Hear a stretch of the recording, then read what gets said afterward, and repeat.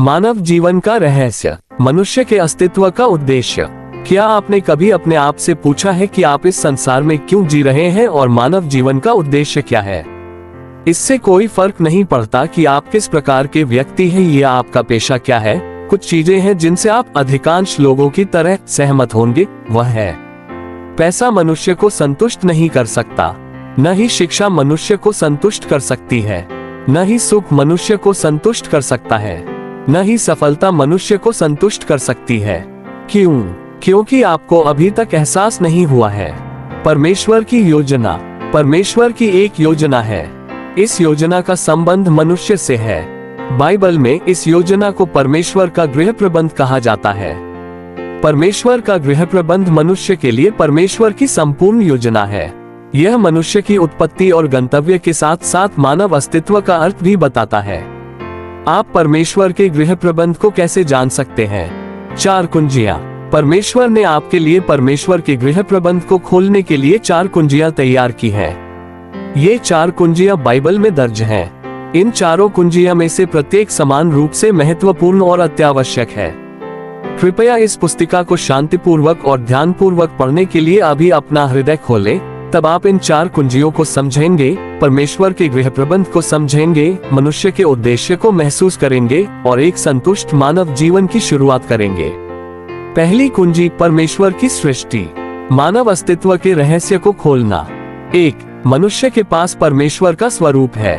कृपया निम्नलिखित पद पढ़ें। फिर परमेश्वर ने कहा, हम मनुष्य को अपने स्वरूप के अनुसार अपनी समानता में बनाएं। उत्पत्ति 1:26 से।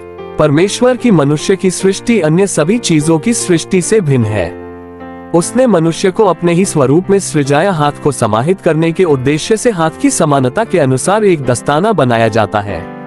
इसी प्रकार मनुष्य को परमेश्वर को समाहित करने के उद्देश्य से परमेश्वर के स्वरूप में सृजाया गया था।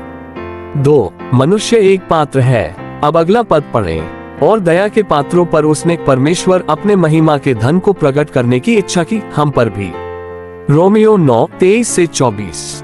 हम परमेश्वर के पात्र हैं। परमेश्वर हमारा विषय वस्तु बनना चाहता है। जैसे बोतलें पानी समाहित करने के लिए बनी हैं, वैसे ही हम परमेश्वर को समाहित करने के लिए बने हैं। इसमें कोई आश्चर्य की बात नहीं है कि ज्ञान, धन, सुख और सिद्धि आपको कभी संतुष्ट नहीं कर सकते, क्योंकि आप परमेश्वर को समाहित करने के लिए बनाया गया था। 3. मनुष्य के भाग। कृपया अगला पद पढ़ना जारी रखें। तुम्हारी आत्मा और प्राण और शरीर पूरा सुरक्षित रहें। 1 थिस्सलुनीयन 5:23। मनुष्य परमेश्वर का पात्र है। बाइबल इस बर्तन को 3 भागों में विभाजित करती है, आत्मा, प्राण और शरीर। शरीर केवल भौतिक शरीर है जो शारीरिक स्तर से संबंधित है, भौतिक क्षेत्र की चीजों से संपर्क करता है और सबसे सतही भाग है। प्राण मानसिक क्षमता है जो मनोवैज्ञानिक स्तर से संबंधित है, मानसिक क्षेत्र की चीजों से संपर्क करती है और एक गहरा भाग है। आत्मा मनुष्य का सबसे गहरा भाग है, आत्मिक स्तर से संबंधित है और परमेश्वर की चीजों से संपर्क करती है। शरीर की समस्याओं के लिए डॉक्टर से मिल सकते हैं, मन की समस्याओं के लिए मनोचिकित्सक के पास जा सकते हैं, फिर भी केवल परमेश्वर ही आत्मा की समस्याओं का समाधान कर सकता है।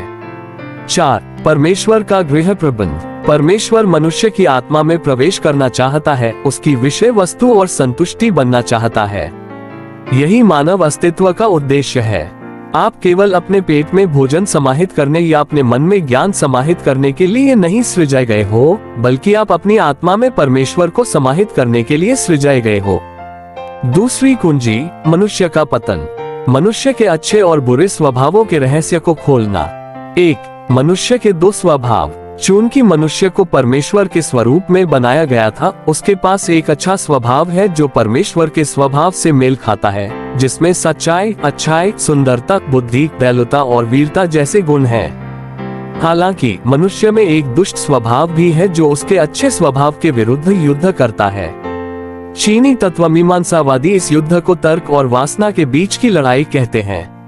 पूरे इतिहास में पूर्व और पश्चिम दोनों में जो लोग मानव स्वभाव को समझते हैं, वे इस दुष्ट स्वभाव के अस्तित्व को स्वीकार करते हैं जिसे बाइबल कहती है पाप। 2. पाप। क्योंकि पाप मनुष्य में है, वह अपने अच्छे इरादों को पूरा करने में असमर्थ है। किसी को भी लालची, ईर्ष्यालु या हत्यारा होना पसंद नहीं है। किसी को भी डींगे हाँकना, घमंडी होना या धोखेबाज होना पसंद नहीं है। किसी को भी चिड़चिड़ा, लुचपन या वासना भरित होना पसंद नहीं है। किसी को भी कुड़कुड़ाना, शिकायत करना या शाप देना पसंद नहीं है। फिर भी मनुष्य अपने दुष्ट स्वभाव से बच नहीं सकता। कृपया निम्नलिखित पदों को पढ़ें। क्योंकि मैं जानता हूँ कि मुझ में अर्थात मेरे शरीर में कोई अच्छी वस्तु वास नहीं करती। इच्छा तो मुझ में है, परंतु भले काम मुझसे बन नहीं पड़ते। रोमियो 7:18। परंतु यदि मैं वही करता हूँ जिसकी इच्छा नहीं करता, तो उसका करने वाला मैं न रहा, परंतु पाप जो मुझ में बसा हुआ है। रोमियो 7:20। यह मनुष्य का चित्र है। 3. मनुष्य का पतन। पाप ने मनुष्य में प्रवेश किया और उसके पतन का कारण बना। पाप ने मनुष्य की आत्मा को मृत कर दिया, और तुम जो अपने अपराधों और पापों के कारण मरे हुए थे। इफिसियों 2:1। पाप ने मनुष्य के मन को विद्रोही बना दिया, और तुम जो पहले निकाले हुए थे और बुरे कामों के कारण मन से बैरी थे। कुलुस्सियों 1:21। पाप ने मनुष्य के शरीर को पाप करने के लिए प्रेरित किया, इसलिए पाप तुम्हारे मरनहार शरीर में राज्य न करे कि तुम उसकी लालसाओं के अधीन रहो। रोमियो 6:12। पतित मनुष्य इस तरह है, एक क्षतिग्रस्त और अव्यवस्थित रेडियो जो संगीत प्राप्त और बजा नहीं सकता, बल्कि निरर्थक शोर कर सकता है। वह इस तरह भी है, एक प्याला जो नाली में गिर गया है, उसका मूल स्वरूप अभी भी ठीक है, लेकिन अब वह कीचड़ से ढका हुआ है। 4. मनुष्य स्वयं को नहीं बचा सकता। पूरे इतिहास में मनुष्य ने पाप से बचने के लिए हर संभव प्रयास किया है, लेकिन उसने पाया है कि अच्छे कार्य उसे पाप से नहीं बचा सकते। शिक्षा उसे पाप से नहीं बचा सकती। नैतिकता उसे पाप से नहीं बचा सकती। जप उसे पाप से नहीं बचा सकता। धर्म उसे पाप से नहीं बचा सकता। मनुष्य की यह चित्र उसके अच्छे स्वभाव और बुरे स्वभाव के बीच की लड़ाई को दर्शाती है। तीसरी कुंजी, मसीह का छुटकारा। परमेश्वर मनुष्य के जीवन और मृत्यु के रहस्य को खोलना। 1. मसीह कौन है? मसीह मानव जीवन की समस्याओं को हल करने के लिए परमेश्वर की ओर से संसार में भेजे गए उद्धारकर्ता हैं। वह त्रिएक परमेश्वर का देह रूप है, क्योंकि उसमें परमेश्वरत्व की सारी परिपूर्णता सदैव वास करती है। कुलुस्सियों 2:9। वह देहधारित परमेश्वर भी है। वचन परमेश्वर था, वचन देहधारी हुआ और अनुग्रह और सच्चाई से परिपूर्ण होकर हमारे बीच में डेरा किया। यूहन्ना 1:14। इसलिए वह पूर्ण परमेश्वर और सिद्ध मनुष्य दोनों है। वह एक अच्छे मनुष्य से कहीं बढ़कर है। वह एक महान मनुष्य से भी बढ़कर है। वह एक नैतिक मनुष्य से कहीं अधिक है। वह एक पवित्र मनुष्य से भी बढ़कर है। वह परमेश्वर मनुष्य है। 2. परमेश्वर मनुष्य की मृत्यु। छुटकारे के कार्य को पूरा करने के लिए इस परमेश्वर मनुष्य को क्रूस पर चढ़ा दिया गया था। उनकी मृत्यु 3 दर्जों के साथ हुई। परमेश्वर के मेमने के रूप में वह मनुष्य के पाप को दूर करने के लिए मर गया। ये परमेश्वर का मेमना है जो जगत के पाप उठा ले जाता है। यूहन्ना 1:29। पीतल के सांप की तरह जिससे ऊपर उठाया गया था, वह पुराने सांप शैतान को कुचलने के लिए मर गया, और मनुष्य के भीतर सांप के जहर उसके पापी स्वभाव से निपटने के लिए मर गया। और जिस रीति से मूसा ने जंगल में सांप को ऊंचे पर चढ़ाया, उसी रीति से अवश्य है कि मनुष्य का पुत्र भी ऊंचे पर चढ़ाया जाए। यूहन्ना 3:14। एक गेहूं के दाने के रूप में वह दिव्य जीवन को मुक्त करने के लिए मर गया। गेहूं का दाना मर जाता है तो बहुत फल लाता है। यूहन्ना 12:24।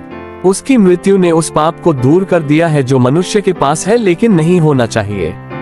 उसकी मृत्यु मनुष्य को वह जीवन प्रदान करती है जिसकी उसे आवश्यकता है लेकिन उसके पास नहीं है। चौथी कुंजी, परमेश्वर का वितरण। मसीह में विश्वास के रहस्य को खोलना। 1. मसीह के 2 रूप बनना।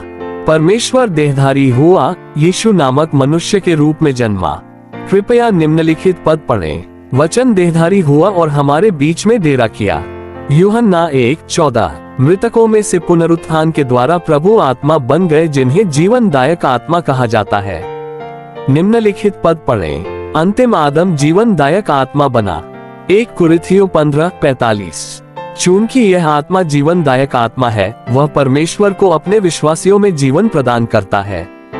इसलिए बाइबल कहती है, जिसके पास पुत्र है उसके पास जीवन है, और जिसके पास परमेश्वर का पुत्र नहीं उसके पास जीवन भी नहीं है। 1 यूहन्ना 5:12। 2 मनुष्य को नए सिरे से जन्माना। अपने पहले जन्म में मनुष्य भौतिक जीवन प्राप्त करता है। जब मनुष्य मसीह के माध्यम से परमेश्वर का जीवन प्राप्त करता है तो वह दूसरे जन्म का अनुभव करता है, जिसे बाइबल नए सिरे से जन्म कहती है। परमेश्वर हमें पुनर्जीवित किया है। मसीह के जी उठने के द्वारा हमें नया जन्म दिया। 1 पत्रस 1:3। यीशु ने कहा, यदि कोई नए सिरे से न जन्मे तो परमेश्वर का राज्य देख नहीं सकता। यूहन्ना 3:3। एक सूअर भेड़ के राज्य में भाग नहीं ले सकता है और शिक्षा, सुधार या विनियमन द्वारा भेड़ का जीवन नहीं जी सकता है। इसमें एक भेड़ का जीवन होना चाहिए। इसी प्रकार मनुष्य परमेश्वर के राज्य में भाग नहीं ले सकता और शिक्षा, सुधार या विनियमन द्वारा दिव्य जीवन नहीं जी सकता। उसे परमेश्वर का जीवन अवश्य प्राप्त करना चाहिए। 3 एक मसीही होने का अर्थ। एक मसीही वह है जो परमेश्वर के वितरण को प्राप्त करता है। परमेश्वर पहले स्वयं को हमारी आत्मा में वितरित करते हैं और फिर हमारी आत्मा से हमारे प्राण में फैल जाते हैं।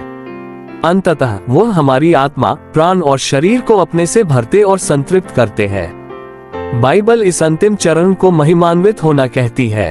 फिर जिन्हें उसने पहले से ठहराया उन्हें बुलाया भी, और जिन्हें बुलाया उन्हें धर्मी भी ठहराया है, और जिन्हें धर्मी ठहराया उन्हें महिमा भी दी है। रोमियो 8:30। इसके माध्यम से हम मसीह के स्वरूप के अनुरूप बन सकते हैं, क्योंकि जिन्हें उसने पहले से जान लिया है उन्हें पहले से ठहराया भी है कि उसके पुत्र के स्वरूप में हो। रोमियो 8:29। यही मानव जीवन का उद्देश्य है। मसीही होने का यही अर्थ है। परमेश्वर ने आपके लिए यही योजना बनाई है। आमीन।